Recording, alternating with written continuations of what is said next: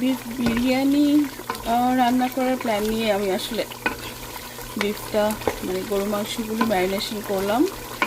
আদা রসুনের পেস্ট, গরম মশলা, তারপর হচ্ছে স্বাদ মতো লবণ, একটু তেল আর একটু বিরিয়ানি মশলা মিক্স করে ভালো করে মেখে ম্যারিনেশন করে রাখলাম হাফ অ্যান আওয়ার, আধা ঘন্টা। তারপর এখন এটাতে আমি একটু পাপরিকা অ্যাড করবো, কিন্তু পাপরিকার জন্য আমি চাই একটু কালারটা যেন বোঝা না যায়, একদম সাদা সাদা না হয়। তো আমি সেক্ষেত্রে 1.5 চামচ পাপরিকা অ্যাড করলাম আর একটু, কারণ আমি একটু ঝাল ঝাল রাখার চেষ্টা করছি। আর এই হচ্ছে আমার গরুর বিরিয়ানি যেটা হবে, একটু তেহারি টাইপের হবে আসলে, মানে অনেক বেশি বিরিয়ানি জায়ফল জয়ত্রী মিক্স করবো না, আমি হালকা হালকা মশলাগুলি দিলাম। তো এখন মাংসটা খুব ভালো করে কষানো হবে। এখানে কিছুটা গ্রিক ইয়োগার্ট মিক্স করলাম, কারণ আমার বাসায় আর অন্য কোনো ইয়োগার্ট নাই। তো মাংসগুলোকে ভালো করে আরও 10 মিনিট আমি কষাবো। আর এই ফাঁকে আমি একটু আলু, ছোটো ছোটো আলু আছে, আলু কেটে নিব, তারপর আলু অ্যাড করব।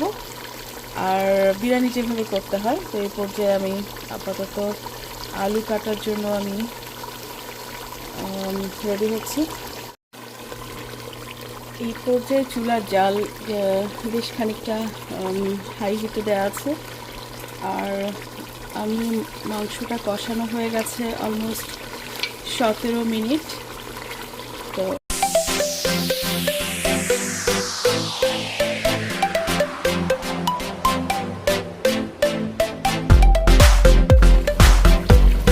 মাংসটা অলমোস্ট কষানো হয়ে গেছে, দেখুন মশলা আর তেল কমপ্লিটলি আলাদা বোঝা যাচ্ছে, এত সুন্দর একটা অ্যারোমা আসছে। এরপরে আমি আসলে বাচ্চাদের জন্যই করা বিরিয়ানিটা একটু হালকা মিষ্টি মিষ্টি একটা টাচ থাকবে, সেজন্য আমি বেশ বেশ খানিকটা কিশমিশ অ্যাড করে দিলাম। কিশমিশটা আমি একটু আগেই অ্যাড করি, কারণ ভালো করে মিক্স হয়ে সোক হয়ে যাবে আর কিশমিশের জুসটার সাথে মাংসের সাথে মিশবে।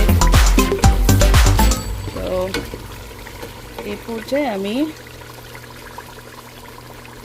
এখন একদম টাটকা গরম পানি অ্যাড করব মাংস সিদ্ধ হওয়ার জন্য। তবে আমার মনে হয় আমি আলুটা একটু আগেই অ্যাড করে দিই, যেটা মানে পানি দেওয়ার আগে কিছুক্ষণ কষানো হয়ে গেলে আলুর মধ্যে মশলাটা একটু ভালো করে ঢুকবে। দেখতেই পাচ্ছেন আলু অ্যাড করেছি, এখানে আমি 3টি বড় বড় আলু ছিলে রেখেছিলাম, ওটা জাস্ট মাঝখানে হাফ করে দিয়ে দিয়েছি। তো এখন কিছুক্ষণ আলুটা কষুক, সিদ্ধ তো হবেই, কারণ আমি যখন ফুটন্ত গরম পানি দিব তখন গোশত আরও সিদ্ধ হবে। তারপরে আমি দিব চাল। আসলে আমি আজকে চাল একদমই ছোট চাল ইউজ করব, সেজন্য চালটা হতে বড়জোর 7 to 8 মিনিটস লাগবে।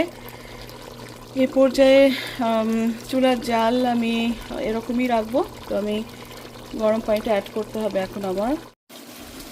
আর এদিকে হচ্ছে আমার বাচ্চাদের জন্য, বিশেষ করে আমার ছেলের জন্য একটু চাইনিজ স্টাইলের গরু মাংস, মানে beef with mushroom and carrot. তো একটু চাইনিজ ভেজিটেবল উইথ বিফ, তো এটা রান্না করছি আমি। এখানে আর কি গোলমরিচের গুঁড়া আর আদা রসুনের পেস্ট, লবণ দিয়ে বিফটাকে ম্যারিনেট করে রেখেছিলাম। তারপরে পেঁয়াজ চপ করে কেটে তেলে ভেজে তো বিফটাকে দিয়ে দিলাম, মানে গরু মাংসটাকে দিয়ে একটু ভাজা ভাজা করে একটু জিরার গুঁড়া, একটু ধনিয়ার গুঁড়া, আর আমি সাথে অ্যাড করেছি একটু সয়া সস, একটু সামান্য অরিগানো দিয়েছি। তো এটা এখন একটু ভালো করে কষানো হলে এখানে আমি একটু পানি দিব, আর আরেকটা জিনিস দিব, সেটা আমি পরে বলবো। তো হয়ে যাচ্ছে আমার beef with vegetable, means Chinese beef with vegetable.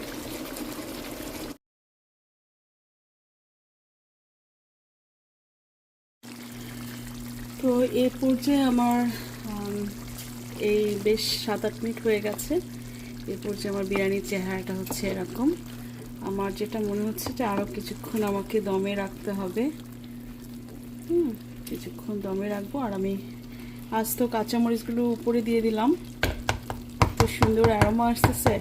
তো চাল এখনও কিন্তু পুরোপুরি সিদ্ধ হয় নাই, তো সেজন্য আমি কিছুক্ষণ দমে রাখবো। আসলে আমি অন্য কাজও করছি, আবার এটাও করছি, পুরোপুরি এটাতে যে মনোযোগ দিচ্ছি তা না। হাজার হাজার কাজ বাসায়। আজকে কিন্তু জুমা ডে, শুক্রবার, কিন্তু আমি আজকে অন্যবারের মতো মসজিদে যাই যে বাচ্চাদের নিয়ে। আমার মেয়ের আজকে স্কুল, আর ছেলে আর হাজব্যান্ড ওনারা গেছেন জুমা পড়তে। তবে মেয়েকে আজকে পাহাড়ের উপরে ওদের আরেকটা জায়গায় ক্লাস হবে, সেখানে দিয়ে আসতে গেছে 12:30টায় ওর বাবা। তো ওখানেই জামার নামাজটা পড়বে, আর আমি ভাবলাম যে আজকে আর যাবো না, বাসায়